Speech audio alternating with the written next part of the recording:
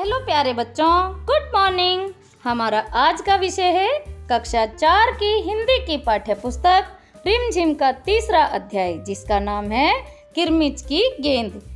तो चलिए आज हम इसको पढ़ते हैं और समझते हैं। आज हम इस पाठ में किरमिच की गेंद के बारे में पढ़ेंगे। किरमिच मतलब एक मोटे मजबूत कपड़े से बनी हुई गेंद को क्या कहते हैं? किरमिच।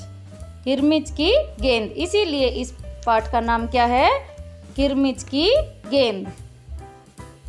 वैसे तो आप सभी को पता है गेंद कई प्रकार की होती है, जैसे रबड़ की, प्लास्टिक की या फिर कपड़े की। तो इसमें हम पढ़ेंगे किरमिच की गेंद के बारे में। तो आइए आरंभ करते हैं हमारा तीसरा अध्याय, जिसका नाम है किरमिच की गेंद। गर्मी की छुट्टियां थी। दोपहर के समय दिनेश घर में बैठा कोई कहानी पढ़ रहा था। तभी पेड़ के पत्तों को हिलाती हुई कोई वस्तु धम से घर के पीछे वाले बगीचे में गिरी। दिनेश आवाज से पहचान गया कि वह वस्तु क्या हो सकती है। वह एकदम से उठकर बरामदे की चिक सरकाकर बगीचे की ओर भागा। देखो बेटा, किस मौसम में ये कहानी लिखी गई है? गर्मी के मौसम में, मतलब गर्मियों की छुट्टियां थी। और गर्मियों की छुट्टियां कब होती हैं? जून के महीने में। तो इसका मतलब ये कहानी जून के महीने की है। दोपहर के समय दिनेश क्या कर रहा था? कोई कहानी पढ़ रहा था घर में बैठा बैठा। और जब कोई वस्तु कहीं पर गिरती है, जैसे मान लो बहुत सारे पेड़ होते हैं वहाँ पर, तो वो पत्ते हिलते हैं। इस तरह से उसे पत्ते हिलते हुए दिखाई दिए और कोई वस्तु की धम से गिरने की आवाज़ भी सुनाई दी। तो वह अचानक से उठा और चिक सरकाकर, बरामदे की चिक सरकाकर, चिक का मतलब होता है बेटा बांस से बना पर्दा, उसे सरका करके और बगीचे की ओर भागा। अरे अरे बेटा, कहाँ जा रहा है? बाहर लू चल रही है। दिनेश की माँ मशीन चलाते चलाते एकदम जोर से बोली। तो दिनेश की माँ क्या कर रही थी? मशीन चला रही थी।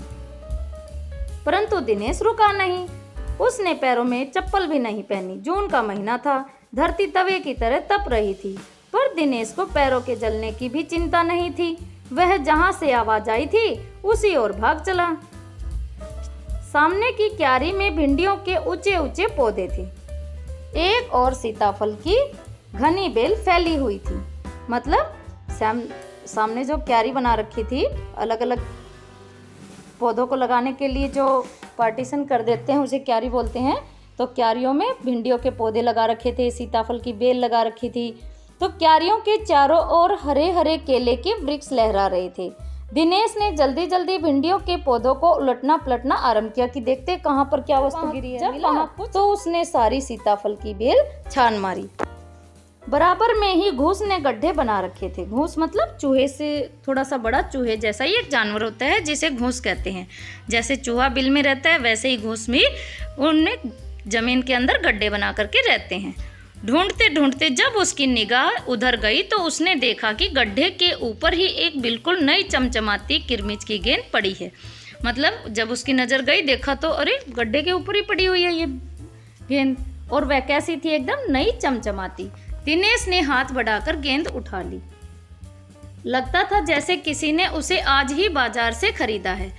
उसने उसे उलट पुलट कर देखा, परंतु कुछ भी समझ में नहीं आया कि वो पता नहीं किसकी है। वो ऐसे उलट पुलट करके अपने हाथ में देख रहे हैं। नजर उठाकर उसने पास की 3 मंजिली इमारत की ओर देखा कि हो सकता है किसी बच्चे ने इसे ऊपर से फेंका हो, परंतु उस इमारत के इस ओर खुलने वाले सभी दरवाजे और खिड़कियां बंद थे। मतलब ऊपर देखा तो सारे दरवाजे खिड़की सब बंद है, तो कैसे बाहर आएगी? छत की मुंडेर से लेकर नीचे तक तेज धूप चिलचिला रही थी। फिर कौन खरीद सकता है नई गेंद? दिनेश ने सुधीर, अनिल, अरविंद, आनंद, दीपक सभी के नाम मन में दोहराए। मन में सोचा कि मेरे दोस्त हैं इतने, तो कौन खरीद सकता है? यदि गेंद खरीदती भी है तो इस दोपहरी में इसे नीचे कौन फेंकेगा? हो न हो यह गेंद बाहर से ही आई है। उसने सड़क पर बने गोल चक्कर के बगीचे की ओर देखा, परंतु वहां पर केवल 2-4 गायें ही दिखाई पड़ी। मतलब उसने बगीचे की तरफ देखा तो वहां पर भी केवल 2-4 गायें दिखाई दी, जो पेड़ों के नीचे सुस्ता रही थी। उसे ध्यान आया कि जाने कितनी बार अपने मोहल्ले के बच्चों की गेंदें क्रिकेट खेलते हुए दूर चली गई और फिर कभी नहीं मिली। एक बार तो एक गेंद चलते हुए ट्रक में भी जा पड़ी थी। तभी भीतर से माँ की आवाज आई, अरे दिनेश, तू सुनेगा नहीं? सब अपने अपने घरों में सो रहे हैं और तू धूप में घूम रहा है। दिनेश गेंद को हाथ में लिए हुए भीतर आ गया। ठंडे फर्श पर बिछी चटाई पर वह लेट गया और सोचने लगा, भले ही यह गेंद मोहल्ले में से किसी की न हो, परंतु ईमानदारी इसी में है कि एक बार सबसे पूछ लिया जाए, क्योंकि उसे पता था उसकी तो है नहीं। किसी से पूछेगा तभी पता चलेगा कि वह गेंद किसकी है, इसलिए उसने ऐसा करने की सोची। गर्मी की छुट्टियां थी। बच्चों ने खेलने की सुविधा को ध्यान में रखते हुए एक क्लब बनाया हुआ था। उस क्लब में सभी बच्चों के लिए बल्ले थे और गेंद खरीदने के लिए वे आपस में क्लब का चंदा देकर पैसे इकट्ठा कर लेते थे। शाम को सारे बच्चे इकट्ठे हुए। दिनेश ने सभी से पूछा, मुझे एक नई गेंद मिली है, अगर तुम में से किसी की गेंद खो गई हो तो वह गेंद की पहचान बताकर मुझसे ले सकता है। तो दिनेश ने क्या कहा कि अपने गेंद की पहचान बताओ, मुझे एक गेंद मिली है, अगर आपकी पहचान से मैच होती होगी तो मैं आपको वो गेंद दे दूंगा। तभी अनिल बोला, गेंद तो मेरी खो गई है। कब खोई थी तेरी गेंद? यही कोई 4 महीने पहले।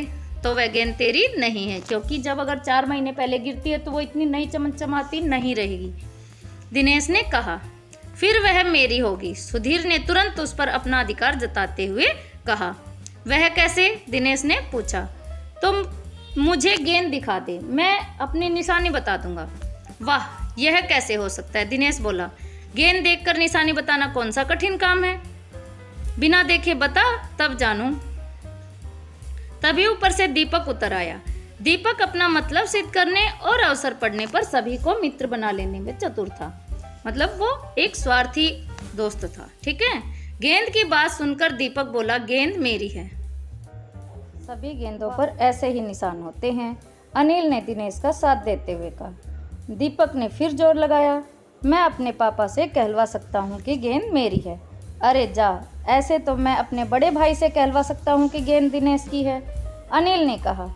कुछ भी हो, गेंद मेरी है। दीपक ने उसे धरती पर मारते हुए कहा।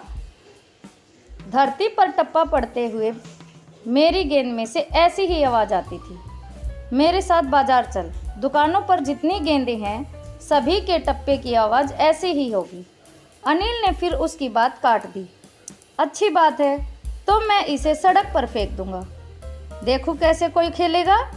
दीपक ने जैसे ही गेंद को सड़क पर फेंकने के लिए हाथ उठाया कि अनिल और दिनेश ने उसे पकड़ लिया। अब दीपक ने रुआन से होते हुए, मतलब रोते हुए जैसा चेहरा बना करके अपना अंतिम हथियार आजमाया। बोला, या तो मुझे बोला। अब दीपक ने रुआन से होते हुए, रुआन से मतलब रोना जैसा चेहरा बना करके बोला,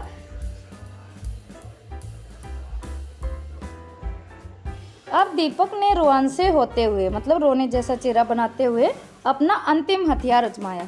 बोला, या तो गेंद मुझे दे दो, नहीं तो मैं इसके पैसे सुनील से लूँगा। अब तो सुनील, दीपक और सुधीर का गुट मजबूत होने लगा था। गुट मतलब वे तीनों एक हो गए थे। कौन कौन? सुनील, दीपक और का ही कहना था कि गेंद दीपक की है और उसे ही मिलनी चाहिए। दिनेश तब तक चुप था। वास्तव में दिनेश का मन उस समय सबके साथ मिलकर उस गेंद से खेलने को कर रहा था। बोला, अब चुप भी रहो, झगड़ा बाद में कर लेंगे। मतलब दिनेश क्या करना चाहता था? उस गेंद से खेलना चाहता था सबके साथ। अपने अपने बल्ले ले आओ, पहले खेल लें। समझ आ रहा है बेटा? Very good. 5 मिनट के भीतर ही खेल आरंभ हो गया। दिनेश बल्लेबाजी कर रहा था। अभी 2-4 बार ही खेला था कि वह चमकदार नई गेंद एकदम जोर से उछली और दरवाजा पार कर सड़क पर जाते हुए एक स्कूटर में बनी सामान रखने की जालीदार टोकरी में, चित्र में दिखाया गया है, एक आदमी जो स्कूटर पर बैठा हुआ है, उसके आगे जो देखो टोकरी है जालीदार, उसके अंदर गेंद दिखाई दे रही है। तो इस तरह से उस टोकरी में जा गिरी। स्कूटर वाले को शायद पता भी नहीं चला। तेजी से चलते हुए स्कूटर के साथ गेंद भी चली गई।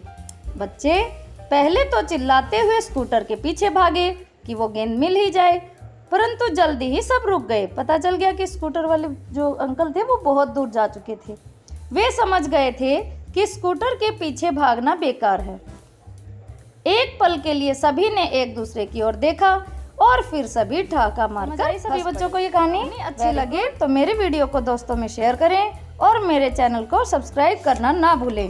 इसी तरह कल अगली वीडियो के साथ हाजिर होंगे। देखते रहिए आपका अपना चैनल। धन्यवाद।